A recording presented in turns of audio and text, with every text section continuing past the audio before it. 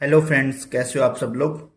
तो RRB clerk का जो कल एग्ज़ाम हुआ है उसके बाद में जो सबके जो 4-5 डाउट है, मैं उन डाउट पे थोड़ा सा बात कर रहा हूँ। तो आपको वो डाउट थोड़े क्लियर कर देता हूँ कि यार जिनके अटेम्प्ट्स कम हुए हैं या जो भी है, पेपर कैसा था, क्या लेवल था। तो सबसे बड़ा आता है नॉर्मलाइजेशन का डाउट। तो ये मैं अभी थोड़ा ये शिफ्ट लिख रखी है मैंने, इस पर दूर कर दूँ। दूसरा, अटेम्प्ट्स कम हुए हैं, ठीक है, ये डाउट कि अब क्या होगा क्या नहीं होगा। 13-14 अगस्त को जिनका एग्ज़ाम है वो क्या करें। अब आरआरबी पीओ के लिए कौन से मॉक नए दें, ठीक है ये। और कुछ पूछ लेंगे 13 और 14 वाले की कौन सा मॉक दें जिससे हमारा वापिस से वो हो जाए कि हमें पता लग जाए कौन से मॉक देने से। तो मैं सारे डाउट क्लियर करता हूँ वन बाय वन। तो ये दो डाउट तो मेरे को लगता है जो कल वाली शिफ्ट के हैं, ठीक है। और ये आपके भी यहाँ आगे काम आएंगे आरआरबी पीओ के लिए, तो आप भी। और ये 14 वाले 13 वाले तो वो देखेंगे ही देखेंगे ये वीडियो को। मैं बता रहा हूँ, देखो होता क्या है, जैसे फर्स्ट शिफ्ट में अपन है ना वैसे लेते हैं कि भाई इतने इतने अटैम्प्ट है, ठीक है, आइडिया से रेंज में 74 से 70-80 है, 78 है सॉरी। इसमें लेते हैं 72 से 76, इसमें लेते हैं 68 से 74, ठीक है, और इसमें लेते हैं 66 से 72। यही चार रेंज है, ठीक है। यहीं पे ऐसे ही सबके इतना ही हुआ होगा, यहाँ पे चलो कम भी कर लो कोई दिक्कत नहीं है। लास्ट शिफ्ट में लोग बोल रहे हैं हमारे कम हुआ अटेम्प्ट हुआ। तो मैं आपको एक चीज बताता हूँ, लास्ट ईयर का नॉर्मलाइजेशन बताता हूँ कैसा था, ठीक है। लास्ट ईयर का मेरा था फर्स्ट शिफ्ट में, वो था कब, 7 दिन बाद में, जैसे मेरा 13-14 हुआ। तो मेरे मैथ में मैं बताऊं, मेरे मैथ में अटेम्प्ट थे 32। जब मेरे मार्क्स आए तो मेरे मैथ में थे 37, मेरे खुद के बता रहा हूँ। हुआ कब था, 100% एक्यूरेसी पे हुआ था, मैं आपको पहले ही बता देता हूँ। सेम ऐसी रीजनिंग में मैंने 40 किए थे, सॉरी 40 नहीं 39 किए थे मैंने, ठीक है। तो मेरे यहाँ 40/40 आने चाहिए थे, बट क्या हुआ कि मेरा एक गलत हो गया, तो मेरे 37.75 समथिंग मार्क्स थे। ऐसे करके वो रीज़न ये था, गलत होते ही यहाँ पे नॉर्मलाइजेशन होगा ही नहीं आपका, पहले ही बता देता हूँ। तो आपको एक्यूरेसी 100% रखनी है, तभी आपके मार्क्स बढ़ेंगे, इस चीज़ का आप ध्यान रखना।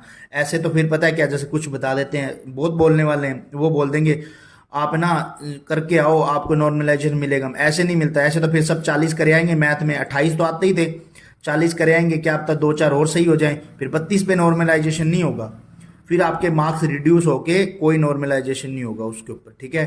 तो एक्यूरेसी पे होता है, ये चीज़ का ध्यान रखना। अब क्या है, जैसे मेरे साथ में जो पहले 7 दिन पहले, जैसे आज आप दे के आए ना 7 अगस्त को, वैसे ही वो 7 दिन जो पहले दे के आए थे उसमें मेरा दोस्त था, दो थे जो बिगनर थे एकदम, ठीक है। तो एक ने 48 किए थे, उसके नंबर आए थे 63, पास नहीं हुआ, बट मार्क्स बता रहा हूँ कितने बढ़े, ठीक है। उसने मेरे को बोला मेरे 63 आए, मेरे को विश्वास नहीं होता, जब स्कोर कार्ड देखा तो बहुत सारे लोगों के साथ ऐसा हो रखा था। फिर क्या है, एक मेरा दोस्त था 65 करके आया था, उसके 78 थे, उसका प्री का कट ऑफ क्लियर हो गया था। और वो उसको एक्सपेक्ट ही नहीं था कि भाई मेरा कट ऑफ क्लियर हो जाएगा। उसका बाद में नहीं हुआ सिलेक्शन, क्योंकि उसने क्या हुआ, अपनी प्रिपरेशन ही बंद कर दी मेंस के लिए, ठीक है। क्योंकि वो 65 अटेम्प्ट करते, उसने कहा यार मेरा तो कैसे होगा, लोग 75 प्लस प्लस करके आ रहे हैं। बट जब रिजल्ट आया तो उसके 78 थे। पहले तो उसको विश्वास ही नहीं हो रहा था कि मेरा क्लियर हो गया, नहीं होगा। तो आपको क्या है, मेंस की प्रिपरेशन स्टार्ट रखनी है, जीके पढ़ते रहना है, कंप्यूटर करते रहना है, क्योंकि अभी आरआरबी पीओ भी आ गए, ठीक है। तो अभी जिनका ऐसे मत सोचो कि हमारा पेपर खराब हो गया, अभी तो शिफ्ट जैसे जैसे बढ़ेगी, अभी आगे 13 और 14 2 दिन है। कोई आज की शिफ्ट के हिसाब से पेपर थोड़ा ना सेट हुआ है, आगे हो नॉर्मलाइजेशन होगा। तो आपको क्या है, वहां पे सबसे मेन चीज करनी है, 13-14 वालों को एक्यूरेसी मेंटेन रखनी है यदि आपको मार्क्स लेने हैं तो। अब जिनकी जिनकी शिफ्ट हार्ड है उनको नॉर्मलाइजेशन में मार्क्स मिलेंगे। और जैसे इनके फॉर एग्जांपल इनको 74 करके आए, तो वो लोग इनको 74 ही मैक्सिमम रख देंगे यदि इनकी शिफ्ट इजी हुई तो। फिर इनके मार्क्स नहीं बढ़ाएंगे, इनके मार्क्स 78 नहीं करेंगे। बट आपने 66 किए हैं तो आपके 74 तक कर देंगे। तो ये जैसे अब फॉर एग्जांपल कईयों ने 74 किए हैं, 78 किए हैं, अपन मानते हैं किसी ने 78 किए हैं, ठीक है। तो अब वो बस उसका एक एडवांटेज है कि वो सेफ साइड में हो गया, ठीक है, बस यही एडवांटेज है। बट 78 ऐसा नहीं है कि जिस लड़के ने कर दिया वो आपके स्टेट का ही, स्टेट वाइज कट ऑफ बननी है इसके अंदर, और सभी लोग एग्जाम दे रहे हैं। तो आपको ये नहीं सोचना है कि यार हमारे साथ क्या होगा, हम क्या करेंगे क्या नहीं होगा, ठीक है। अटेम्प्ट्स वालों को डरने की कोई जरूरत नहीं है, सबका आराम से इजी से अपने आप आईबीपीएस नॉर्मलाइजेशन करेगा, वो उसके ऊपर होगा। बस आपकी एक्यूरेसी 100% है या नहीं, यदि एक दो गलत होते हैं तो फिर आपको खुद को पता लग जाएगा। अब जैसे देखो 13-14 अगस्त वालों को भी बताता हूँ, ठीक है। ये आप जिनका आरआरबी पीओ है वो भी सुनना, ऐसे मत सोचना कि चलो अब हमारे काम की बात होगी, 7 अगस्त वाले उनका काम आएगा। तो उनको क्या करना है, वही एक्यूरेसी मेंटेन रखनी है।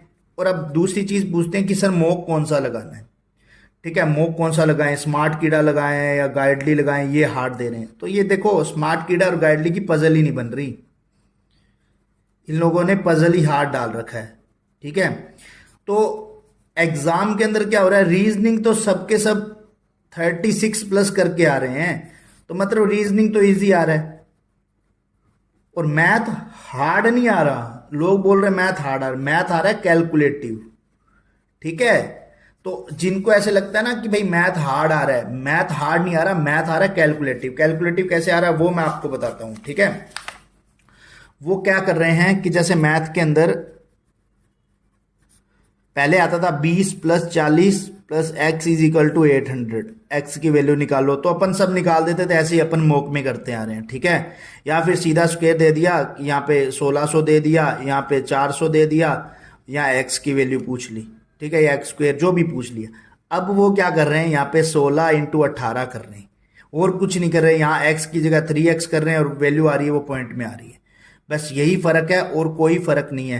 जैसे यहाँ रूट में वैल्यूज है, तो यहाँ पे रूट में वैल्यूज देने की जगह उन्होंने 15.25 + 13.38 + 12.54 ऐसे करके दे दिया, तो ऐड करना।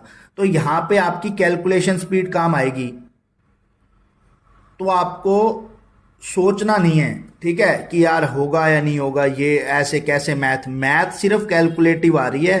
कैलकुलेटिव कैसे, जैसे डीआई में अपन को ऐसे मॉक में दिया होता है ABCD का एवरेज बताओ, ठीक है।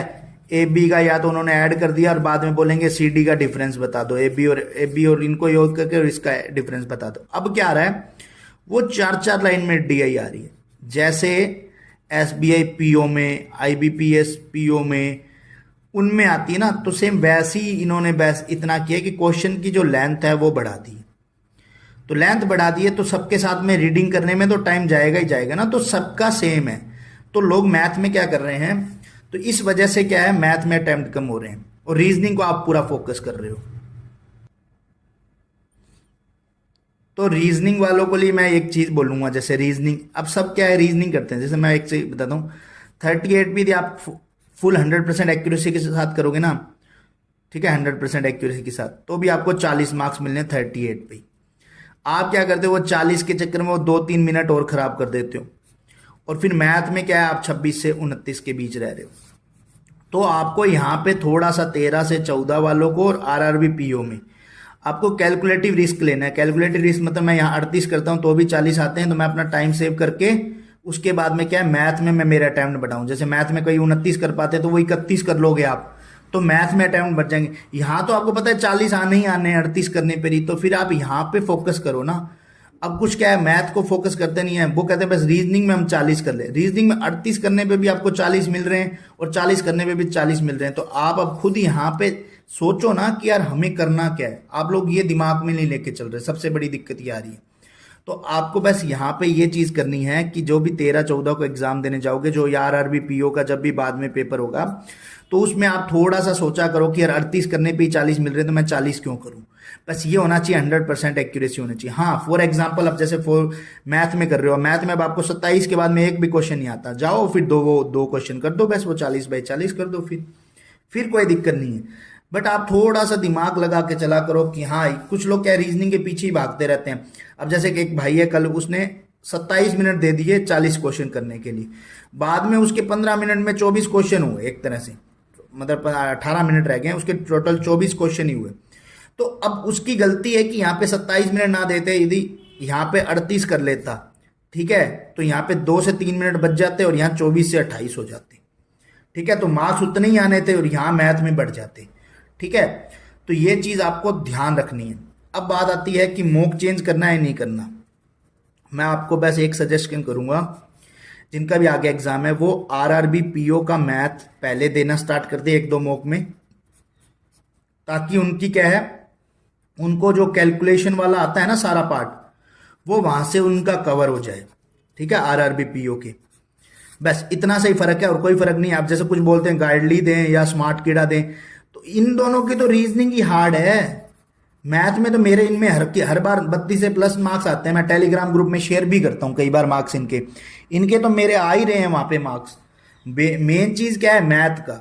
मैथ तो इनका भी इजी है, मैथ किसी का भी हार्ड नहीं है। कोई भी मॉक में जाओगे ना, मैथ कहीं पे भी हार्ड नहीं दिखेगा आपको।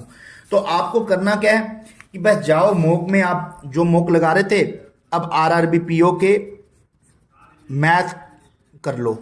ठीक है, दो मॉक में जैसे आप फॉर एग्जांपल आरआरबी पीओ में आप रीजनिंग पहले करते हो, ठीक है, तो आप दो मॉक लगा रहे हो, उसमें तो रीजनिंग पहले कर लो जैसे आप नॉर्मल पेपर करते हो। तो दो मॉक ऐसे लगाओ जिसके अंदर आप मैथ पहले कर लो। ठीक है, और जो रीजनिंग है वो तो सेम आ ही रही है जैसे मॉक में आ रही है, मॉक से भी इजी आ रही है रीजनिंग। तो आप रीजनिंग के लिए तो आप आरआरबी क्लर्क में तो कहीं से भी पढ़ सकते हो। ठीक है, बस इसके लिए आप इतना चेंज कर लो आरआरबी पीओ के लिए, और कुछ नहीं करना। और अपना कोई क्वेश्चन रहता है ठीक है, नहीं तो अपन यहीं पे वीडियो करेंगे एंड देखते हैं और कोई क्वेश्चन है या नहीं है। एक सेकंड रुक जाओ।